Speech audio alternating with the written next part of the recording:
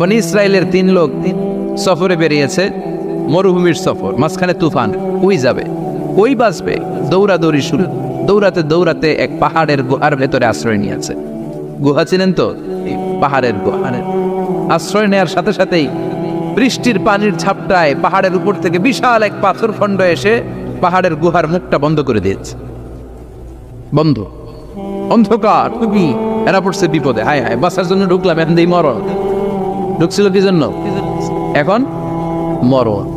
বিশাল পাথরের খণ্ড এসে গুহার রাস্তাটা বন্ধ করে দিয়েছে। 3 জন গায়ে যত শক্তি ছিল ধাক্কায়ও কথা শোনাইতে পারে না। হায় হায় হায়, অক্সিজেন ভিতরে যা আছে আধা ঘন্টা শেষ হয়ে যাবে।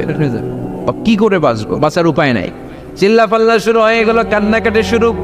একজন বলে, তোমাদের জীবনে কার কি ন্যাক আমল আছে, যেই ন্যাক আমলটা আল্লাহর ভয়ে করছিল, ওইটার ওসিলা দিয়ে দোয়া করে দেখো কিছু হয় কিনা।